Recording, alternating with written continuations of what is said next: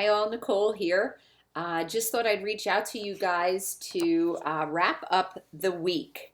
It was a pretty good week coming off a Memorial Day weekend. So really quick, I'm going to try to touch on a bunch of points, but also some interesting news that's been taking place. So our Tech Tuesday, please pay attention to that.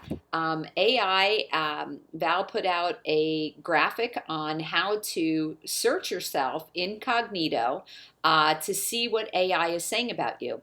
So if your client goes on to ChatGPT and says, "Hey, I'm thinking about hiring X agent, what do you think?" This will tell you everything that you need to know about yourself, your positives, your negatives, and it helps you to grow. So please take a look at that graphic. I think it's interesting for everyone to take a read. Winning Wednesday. This week we put out on Diane Hughes and Trish Cammon, who pulled it all together for us and got everybody paid for the holiday weekend despite the storm that shut our power down and knocked out our internet. So big kudos to them. Thank you again. Think Tank Thursday. Eric Birchler's been talking about flood. Flood changes are catastrophic these days, or lots of them, I should say. Today, I actually sat through the New Jersey Realtors broker briefing, and they mentioned that there's substantive changes that are coming to the new flood changes that the DEP is looking to put out.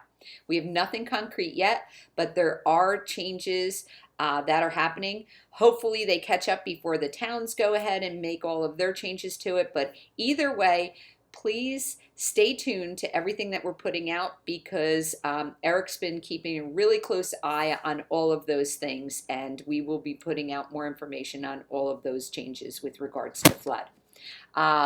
So that was our week with our topics that we handled.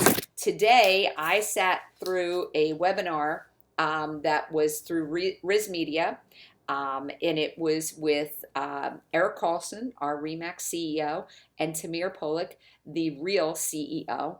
And I will tell you some of the things that they mentioned, and I made notes so that I could make sure I gave you everything that was out there. So the biggest takeaways were both leaders repeatedly emphasized that REMAX will remain REMAX and Real will remain Real.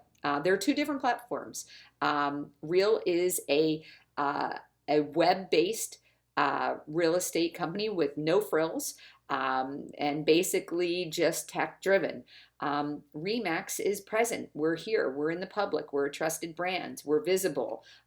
We are sticks and bricks. So we are going to be different. How those two will manage to pull it all together is to be seen. But I'm excited about it. I got to tell you that the webinar today was very cool. I'm very excited about the momentum that they shared. Tamir said this is more of a merger than an acquisition, simply because of the numbers that I've shared before.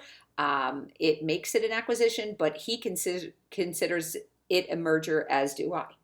Altogether, the companies will total about 180,000 agents strong, bringing tremendous scale and opportunity.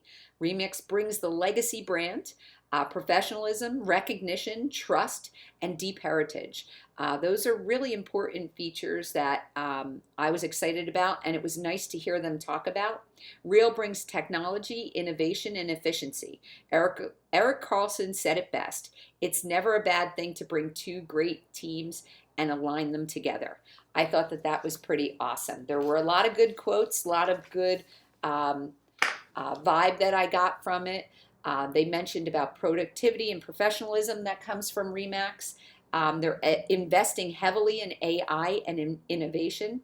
They're aligning technology platforms, culture sharing, training, and lead exchange, remaining two separate brands with two different business models. So that was the gist of it. It's been said over and over and over again that REMAX will be REMAX, Real will be Real. Real continues to operate as a lean, cloud-based platform business, while REMAX remains a highly recognized, forward-facing brand with strong public awareness and a brick-and-mortar presence. One statement I really love from Tamir, this took it home for me, is to lead with kindness. And that's where he found that their culture seemed to be the same. I believe that. I believe that business comes from our heart and that good hard work is what we do. And it shows in our businesses. So lead with kindness. He had me sold at that point. He said that that was the common thread he's found between both organizations. Another major takeaway, they believe AI will significantly increase productivity. Halo and Leo are already helping reduce back office workload, and over 50% of questions submitted through Leo, which is a system that Real has right now, are now being handled directly by AI. So, support on the back end to get your questions answered. 50% of those questions are being answered. Their mindset was simple.